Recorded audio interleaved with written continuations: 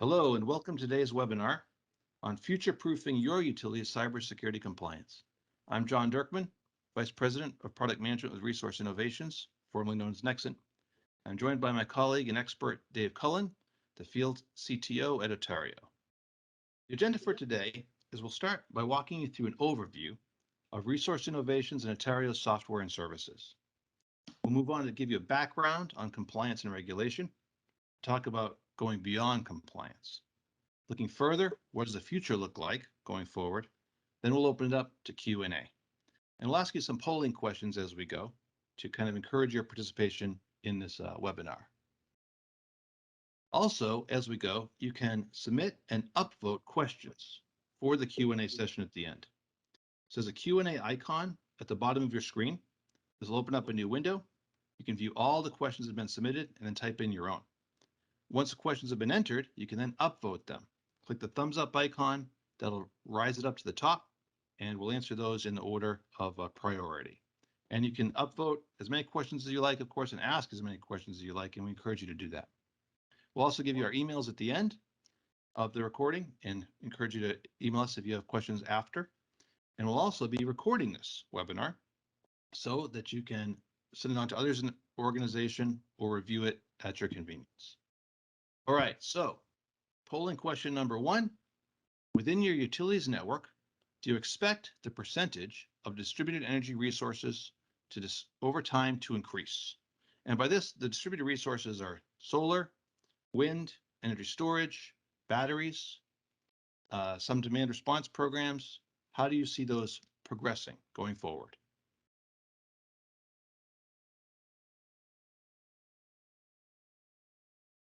Okay, now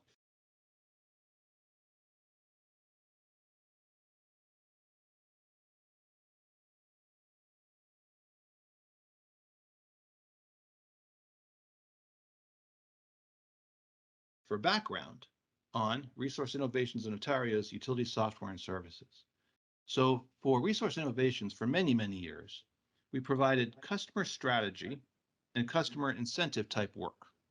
We do portfolio and program planning, some behavioral science and research, demand response strategy. So utility will come to us and say, hey, we want to implement these types of programs. And we will do some advising of them for that and integration and kicking off for those programs. For customer incentives, similarly, we look at program design, program marketing, customer engagement, implementation, delivery, and we actually manage a call center to help you manage some of these billing type questions that come through. At the bottom is what I'll be focusing on today, energy software platforms. We'll talk about Grid 360 for transmission, distribution, analysis, and optimization. We'll talk about a little bit about iHedge, which is the financial transmission rights and analytics, more on that in a future webinar. And just a kind of an interesting note that every year, over $1 billion of energy are analyzed with our iHedge platform, and iEnergy for workflow modeling and customer engagement. Some of the work we're doing there, we'll cover that in a future webinar. We also have a team that does grid modernization work, generation, transmission, and distribution, operations and expansion planning, grid reliability and compliance, and grid modernization analysis, strategy, and support. And we work with utilities all around the world to help them look forward and how to modernize their grid. And now I'll turn it over to Dave Cullen to talk about the grid security piece powered by OTORIO. Thanks, John. So as we talk about grid security powered by OTORIO, we really look at OT security as breaking down into a variety of functions, but our focus is really to provide contextualized assessments that bring in compliance into focus. So we'll cover that today. We have asset visibility. We call it 2.0. What we look at is extended asset visibility. What else can we see about the devices that are on the grid in your OT environment? Along with that is risk management and proactive exposure discovery. Really looking at what are your attack vectors and risks? Where are you exposed? Where should your priorities be? And then, of course, we have an audit and compliance module, which should resonate with utilities, SOC and response integration, We really do look to provide contextualized information for security response. And along with that, we have a suite of services where we can come in, whether it's penetration testing or incident response. We have an expert team in our professional services department that are experienced in OT security. So really, when we look at assessments, OTORIO has three vectors. One is a risk assessment toolbox. We call that SPOT. And really the focus there is on-demand, portable assessments that might support a few different use cases. One might be a factory acceptance test. So, in the supply chain, have what we call a machinery builder or manufacturer test their equipment with our tools and be able to provide a certificate of compliance to whoever they're selling that machine to. We also use SPOT for point-in-time assessments, and it can be aligned with various different control frameworks, whether it be NERC-CIP or NIST-CSF, IEC 62443. SPOT really takes what can be an arduous process doing an assessment and adds a lot more depth that traditionally, is performed by a person. So we can speed up the time to the report being delivered, and again, give a lot more context and depth to that report. So it looks at the compliance framework, but looks at the context of the environment and perhaps beyond the extents of the environment. Then our flagship product is RAM Squared, which is a risk assessment platform. Really takes all of what we have in SPOT and the point-in-time mentality and makes it into continuous compliance and risk monitoring solution. Really, it does deeper integration with the other solutions in your security systems, whether that be in OT or IT, and does build a continuous context so it can detect threats and give you a good idea of what both your risk and security posture are at any given time. And then, of course, we have services-driven assessment. We have our Recon OT, which does global attack surface mapping and general risk assessments and supply chain security assessments and security architecture reviews. So let's look at our flagship RAM Squared product, which is really focused on being digital risk-based management workflow solution. First, we ingest asset and network management information. We seek to build up that enhanced asset database. What devices are on your network? And we don't only do that by looking at the OT network from our platform itself. We look to ingest information from other devices, whether it be a firewall or your endpoint protection or your network devices, really to build great context and enrich that asset inventory. We pair that with research from our expert research team, and we build up an intelligence database and a vulnerability database that we can analyze these devices and compare. What are known vulnerabilities? What are potential exploits? And really seek to define the risk posture at a device level. And from there, we really can build contextualized insights, compliance reports, playbooks, really give the information to both your users and operators, but also into other platforms such as Grid 360. And at the end, we end up really in a place where we have risks and exposures. So really to take that kind of mature risk-based approach and create a threat model from that. And we can do breach and attack simulation through our digital twin technology. So again, we look at proactive exposure discovery. While post-breach is certainly something that the platform can provide, the marketplace often used to indicators of compromise. What happened and what went wrong? What was compromised? We prefer to look pre-breach. We look at indicators of exposure. We believe that really there's great ROI for cyber and digital risk management. In other words, being able to look at the environment and make recommendations and improvements before a breach happens. In an industrial environment, detection is still important, but if the breach has reached that point, you're already behind the 8 ball. And we looked again, this can create, traditionally create a lot of noise. So we looked to build mitigation playbooks for ease of response. And really just an example of how we take that operational noise and we kind of look to getting actionable insights. So this is an example from 2 weeks analysis where we had 4.5 million events and we took it down to 358 indicators, which generated 267 alerts. But here's the key. Using our playbook approach and building contextualized insights, we were able to provide 26 insights that gave clear action and really enabled ease of response.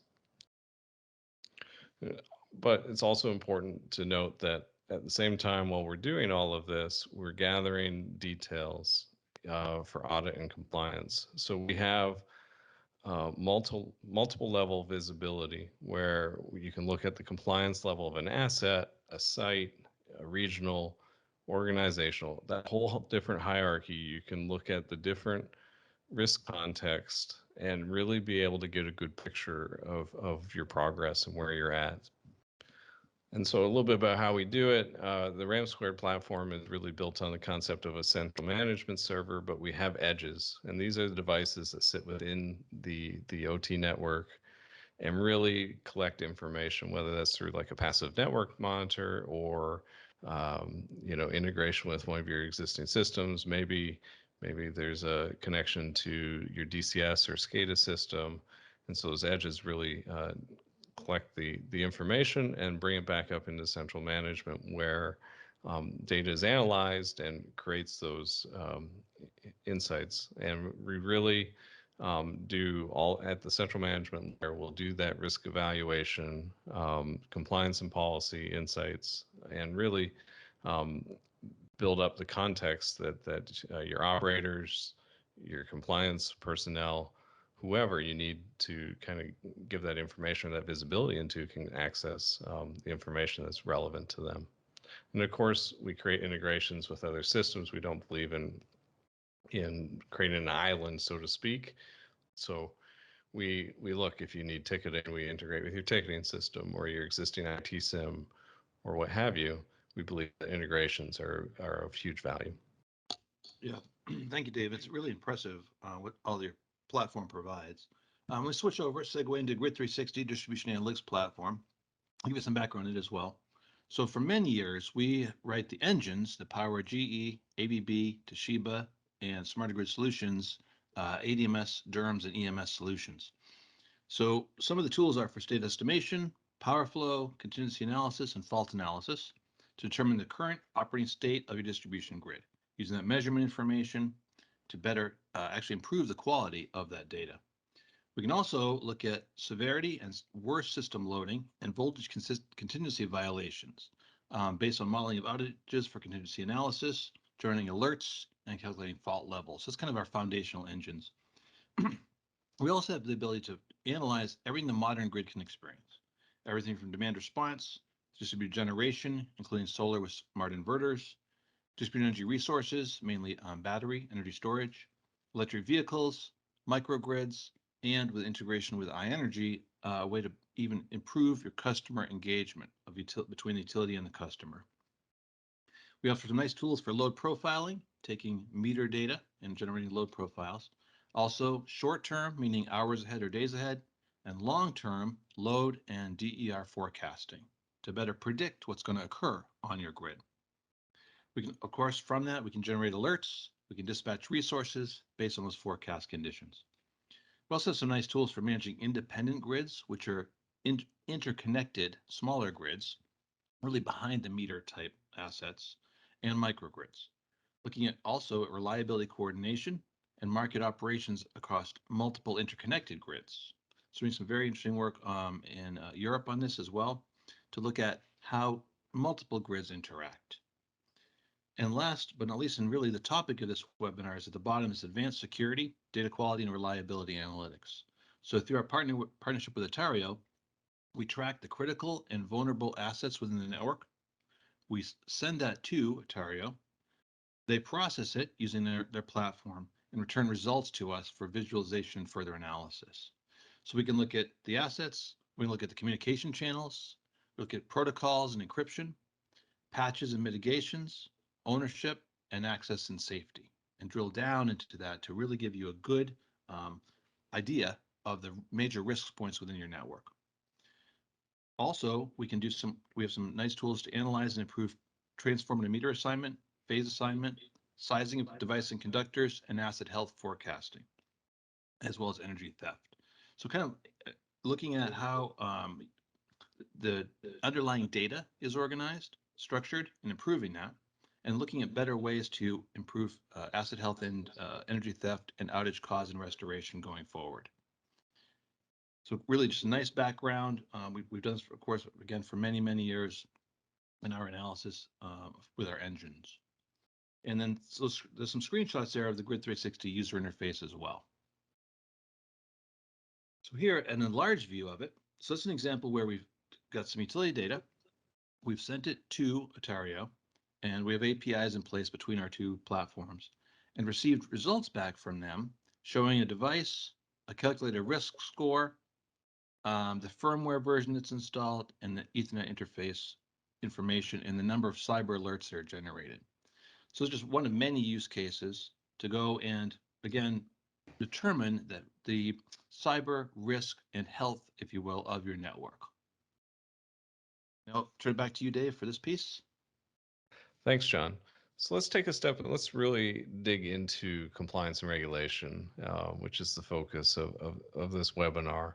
And we'll start to see the picture of how our approach kind of applies to the subject matter, whether it's NERC-CIP or what have you.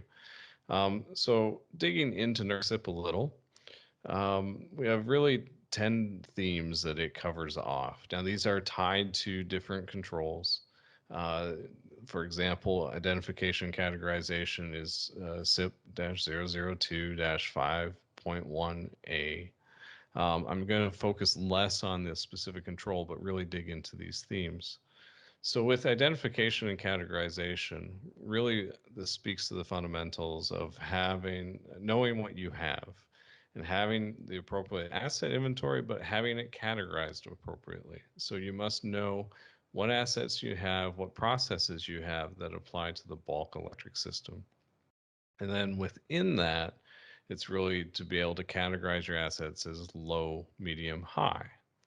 Now, certainly medium and high assets end up having more scrutiny applied to them. So it's really important to know that and know the data flows so you know the relationships and how everything's working together. Now, security controls, really the primary purpose here is to establish clear accountability for the protection of the bulk electric cyber systems, or what we'll call BES systems.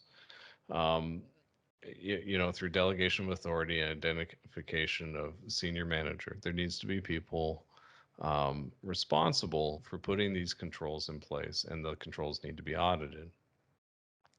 Now, background checks and training. Important to know the staff, contractors, the people operating these assets or the grid around them need to have the appropriate screening. And then there needs to be the appropriate training as well. Now, what could that training look like? I think it is really cybersecurity awareness.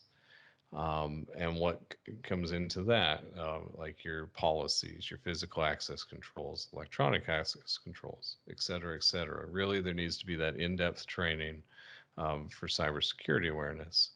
I think it goes a bit beyond that too. We need to look at risk and access control management, right? So there needs to be, personal risk assessment and an asset or an access management program. Who gets access to what?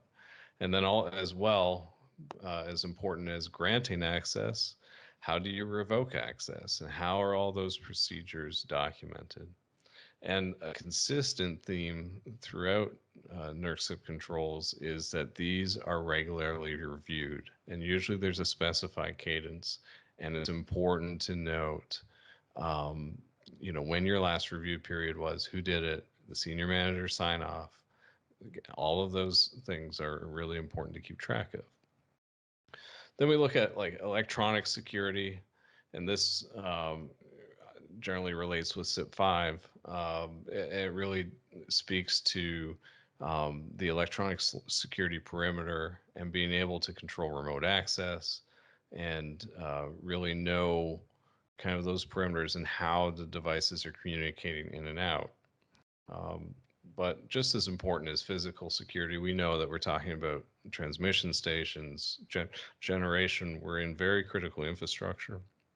So we should see a physical security plan, a visitor control program, a maintenance and testing program. And really, these are both qualitative and quantitative measures when you go to assess them, but it's important that these are in place.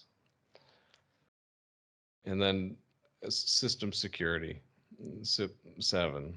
And really, this is kind of where the rubber meets the road. It's very prescriptive in how you secure these systems, whether it's, in the context of ports and services, security patch management, malicious code prevention, security event monitoring, system access controls. It really does speak to, especially on the medium and high assets, how you secure the systems and audit that security program.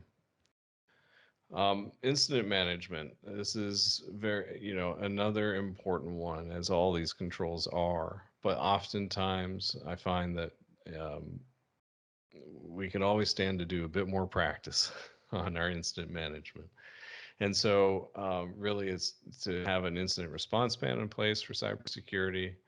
And that's going to talk about who, what, when, where, why. Pretty standard questions, but beyond that, you must be testing it. So once the plan's implemented, there should be a test at least once every 15 months to ensure that people are up to speed and have a good awareness of how to respond to an incident. And then, of course, post-incident, it's important to do a review. So within 90 days of a live incident or planned exercise, typically you should have a response plan review, update, and communicate to those involved. Recovery plans. So again, as an extension of an incident response, what would the plans be to recover? In your business continuity plan, how does that all fit in? Specifying, how recovery happens. Again, testing it, same interval, 15-month period. And then again, the same review process that after a planned response exercise, any changes to the response plan must be shared. So again, looking at lessons learned and continuously reviewing. And then configuration and vulnerabilities. Important to, while we can't always patch in these environments, we must be able to prove, first of all, that we have detected vulnerabilities, patched where we can. And if we can't, we must have, a mitigating control or documentation as to why that can't be patched. So we're looking again, at least once every 35 days that the baseline is checked for unauthorized changes, that we're doing vulnerability assessments. And the more frequent this can be, the better. And then finally, information protection, which really is to, protect the information that's found within this program, but then also it's your asset reuse and disposal procedures. How are you decommissioning? How are you ensuring that there's no confidential information being leaked out? So all those are kind of important fundamentals. Now let's take that though and apply it, because many organizations are facing, there's multiple compliance frameworks, perhaps. What we've seen is, while NERC-CIP has really worked well to build up the foundation and the awareness in the utility space, it covers BES assets. So you have, no doubt, other assets. You have other IT environments or what have you that really need to be focused on, because those can be kind of part of the attack model. We're running more converged environments today. And you have all the protections in place, but we see the trend of a lot of threats coming in from the general IT network and then moving over to an OT network. So we like to focus on the concept of maturity model, where you might be taking multiple frameworks together, but in a single pane of glass, really look to continuously move maturity up the ladder. And what does that look like? Well, initially, a lot of it is tied directly to having the basics in place. So NERC-CIP certainly forces that, and you're audited on it. But you really want to also, outside of NERC-CIP, really make sure you have the basics in place: asset inventory, vulnerability management, having these pieces that really set the stage for success. But as we talk maturity models, really what we want to do is improve that maturity. And that's where we get into really looking at repeatable processes and measurable processes. So, back to what we saw with NERC-CIP and as well what you should have on the IT side, that focusing on business continuity, on incident response, recovery capability, all those things really do speak to increase in maturity, but they need to be paired. All of this needs to be paired with a repeatable process and a measurable process. So as you increase in maturity, you need to be able to, say that this is our review cycle. We've done these tabletop exercises. We've brought up new staff and trained them in this way.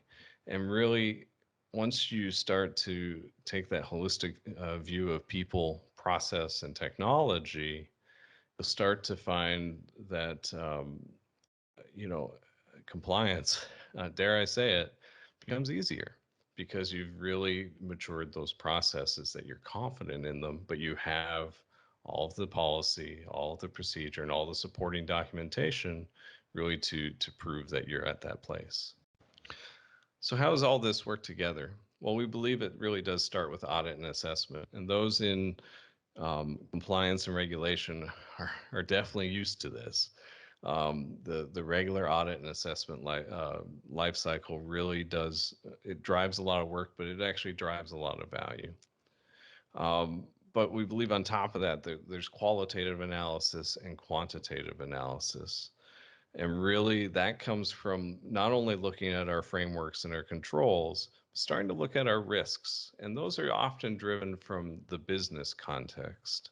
And so that can create kind of that circle where there's the overlap in that analysis, is really looking at how frameworks and controls and risk work together.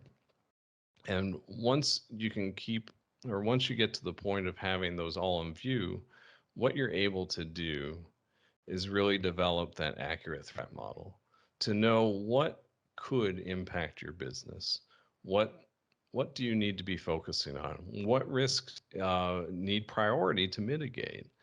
You can really look at your threat model and make good business decisions that are not just purely based on, I need to be compliant with this framework and check this box by this time, but really that we've built an effective security program that is compliant, but also really has ingrained a lot of people and process into the equation, such that we're risk informed and we're making good decisions to secure the environment.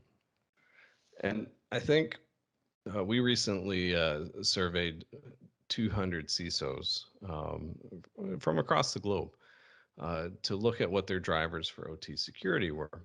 And certainly compliance was still number one at 86%. But I want to kind of draw your attention to how high, because we allowed people to answer more than one answer on this question, but look at how high digitization and growth enablement ranks, and then look at where cyber attacks are in people's minds. So you can see that they're both above 80%, not that far behind compliance. So what you see is this that we have multiple drivers that we're considering. We know what's going on in the world around us. We know that risk and threat is elevated. But yeah, compliance as well, it's built a great foundation. Obviously, we're seeing the greater awareness of how this all works together. So we believe that while compliance is a great business driver, it also builds that foundation to really be able to confidently address these other drivers because they are front and center on the CISO's mind, on the C-level executive's mind. And it's just going to continue to ramp up. So we have another polling question for you. So how confident are you in your utilities methods for cybersecurity? Say it's NERC-CIP and or NIST compliance. So ranging from not at all confident to very confident to you just don't know.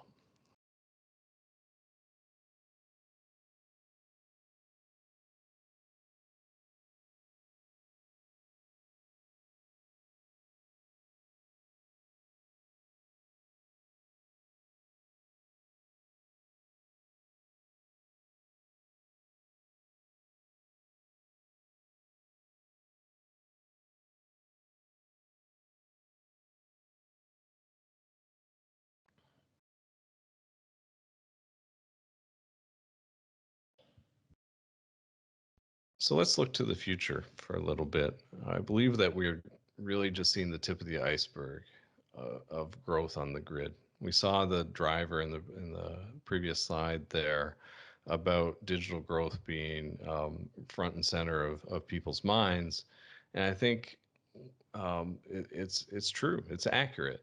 What we're seeing, there's many new technologies being deployed on the grid: distributed energy resource, microgrids, microgeneration.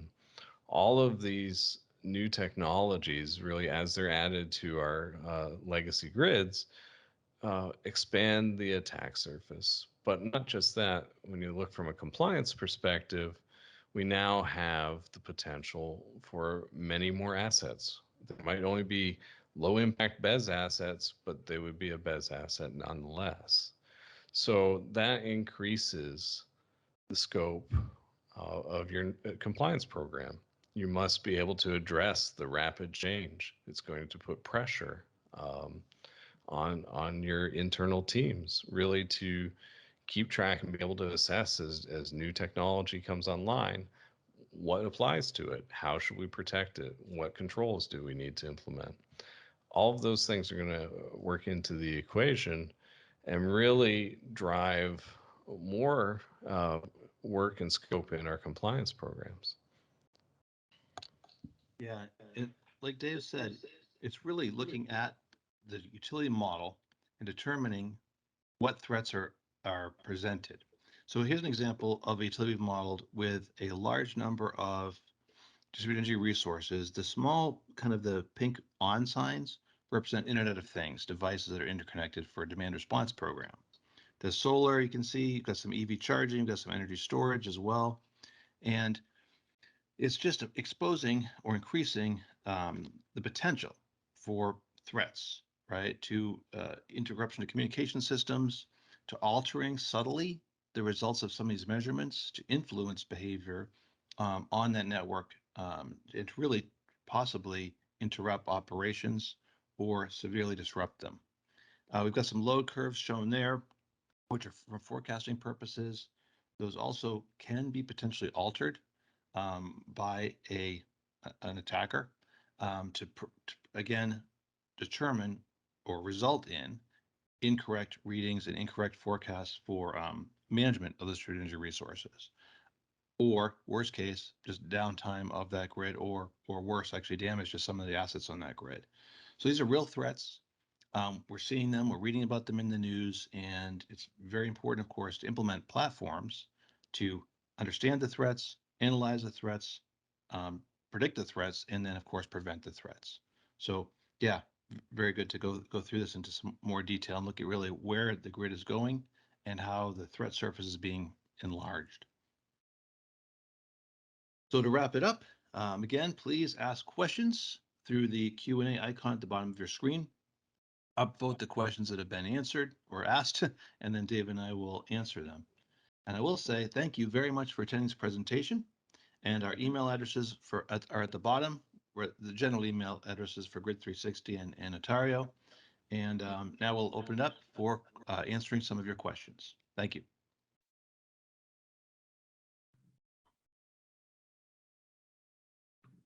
Very good, thank you. Dave, do you want to address some of the poll results first? Sure.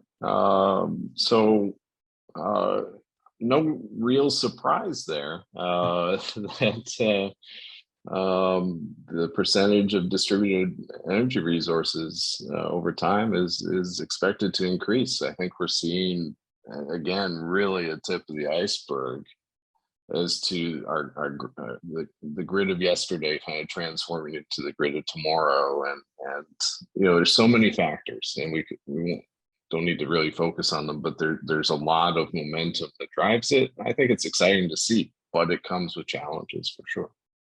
Yeah, I totally agree. There's many marketing studies and studies by utilities vendors that show over time an increase and a projected increase going forward. So yeah, and it's good. It's the purpose of decarbonization to some degree, and that's what we need.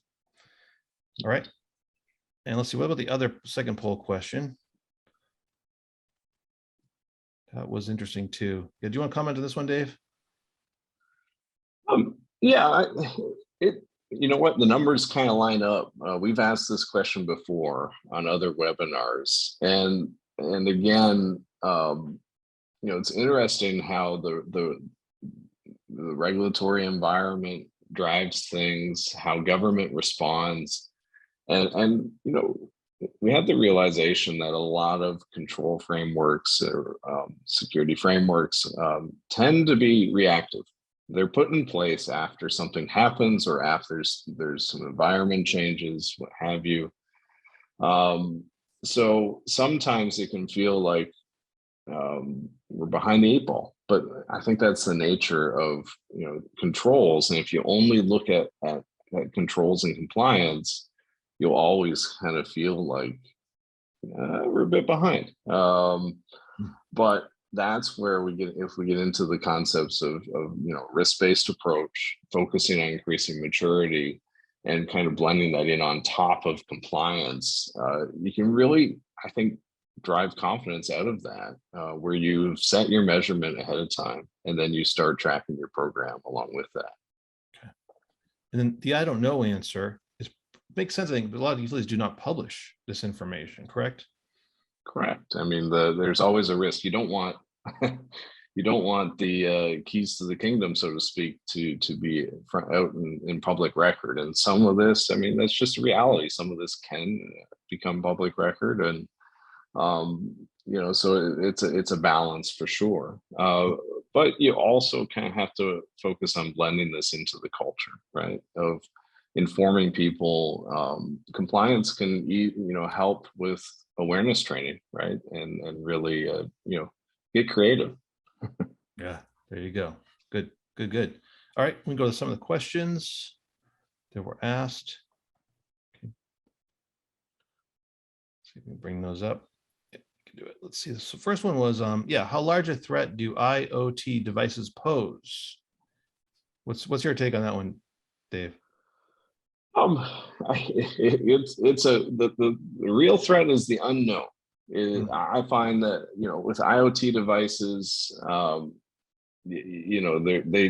they perhaps drive a lot of business value, right? They might be creating insight into a process or what have you, but oftentimes they have an undocumented connectivity model. You don't know where they need to communicate. So many are tied to the cloud.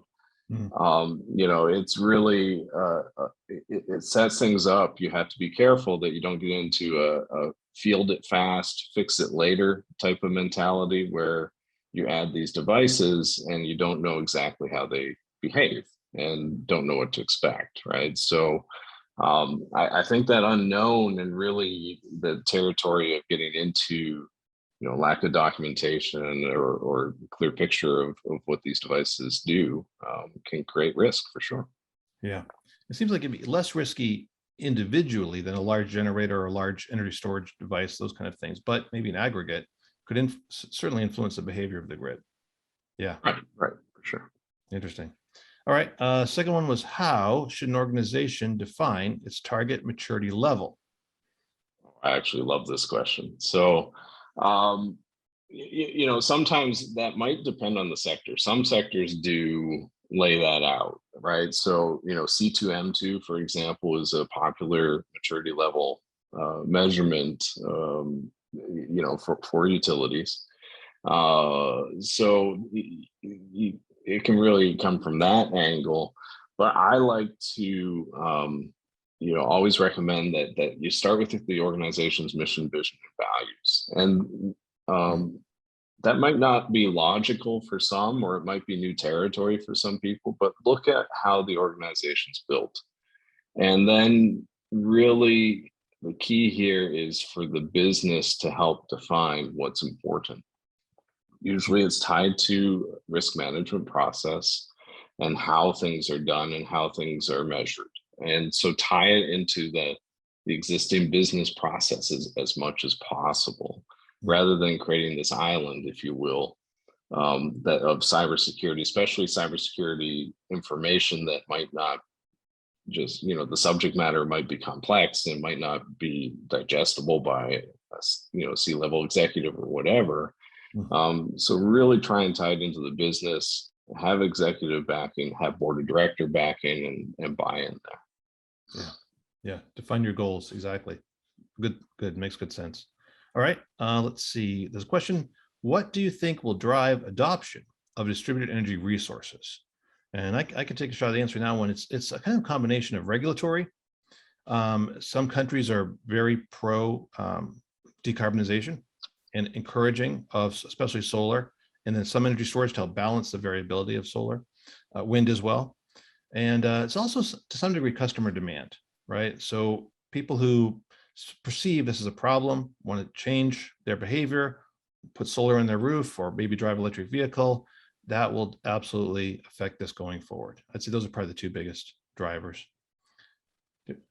And then one more question says, do the utilities conduct one-time risk assessment for cyber threats, or should they be looking for a continuous risk posture? As one-time risk assessment is point in time, how does your platform assist utilities? I can start, because I think we should probably highlight what our platform does and our approach, but also kind of how our integration works and some of the value that Grid 360 drives for sure, right? And so I think the goal for utilities, based on being critical infrastructure, being regulated entities, really is to get to that continuous model, right? To be able to look at risk and really set up your parameters for, what is your target risk level? What do you want to mitigate? What do you want to accept? So really that continuous model should be a goal, but that is generally tied to a higher level of maturity if we get back to that conversation. So a great place to start is those one-time assessments and those point-in-time assessments, and picking up a regular cadence of doing those. So certainly our platform, the core, lends itself through Spot. It really can do those point-in-time assessments. It reduces the friction and the effort to get to a point of, doing an assessment of the environment and aligning it with a specific control framework. So really what we can do is kind of, give a contextualized report of the environment based on the regulatory requirement, the compliance requirement that might be in place, because those do vary based on geography. So, but really moving that to a continuous compliance model where you can bring in the questionnaire approach and engage your staff into, analyzing risk on different sites, the different assets and whatnot, I think is important. But a lot of this is predicated on having an awareness of what you have. Certainly we can do detection and we can do scanning, but then if we talk to Grid 360, I think John could probably chime in, having an awareness of your attack surface and all the devices that you have, is critical. That's really the foundation you need to build this upon. So Yep, and I'll add, many years ago, I did a webinar about basically enhancing your utility data. And there are 3 C's, data that is complete, data that is correct, and data that is current. And it's expensive, it's time consuming to keep all of those up to date, and also to then look at what data do you really need. And so yeah, Grid 360 is an excellent tool for consolidating, managing, visualizing, and then editing that data going forward. Yeah, it's a big challenge, but it's super important to understand how your network is organized, so you can then examine how it could be threatened. Okay, let's see. Oh, another question came in, Dave. Do you provide continuous monitoring services for OT and IoT, or do any other service providers offer that type of service? I mean, we could say that this is a yes or no question, and the answer is yes. But yeah, I mean, there are other service providers as well. But again, if you look at what our focus is and what we believe our unique value proposition brings, especially with our integration, is being able to take greater context of the environment, looking, being able, simply being able to ingest assets that Grid 360 is aware of, that without having to scan out to the far reaches of, say, a distributed energy resource that is kind of outside your network, even being able to bring all of that in and create that model, and be able to look for vulnerabilities, look for threats, but then build a risk-informed solution on top of that, I think provides a lot of value, because we believe that it's very easy for to set up monitoring solutions, and you create alert fatigue. You create all of this information that is difficult to operationalize, because the in-depth knowledge of these devices may or may not exist within your team or what have you. So we really seek to drill that down and build up actionable insights from all of this information we're receiving. And that really is what we believe creates a lot of value, because you have something that is very easy to action and improve. Very good. Very good. All right, that's all the questions we have. I guess, Dave, do you have any closing remarks? I just thank you for attending, and this is a subject matter that always evolves, and it never really stops, and that can be a lot. It drives a lot of work for organizations. We realize that. So our whole goal and what we're here for is really to try and simplify that and ease the burden, and help organizations move and improve their cybersecurity maturity. Very good, very good. And I'll say reminders, our email addresses are at the bottom. Those are generalized email addresses for Grid 360 at resource-innovations.com and info@otorio.com. If you think of other questions or you'd like more information, we're happy to answer those for you. And I'll say, yeah, thank you very much for attending. Great questions, interesting results from the poll. And yeah, this is about basically securing the grid. Extremely important. There's a lot of threats out there, a lot of maleficent actors out there. And the more we can do to make the grid stronger, the better. So that will sign off. Say thank you very much, and we'll see you at our next webinar. Cheers.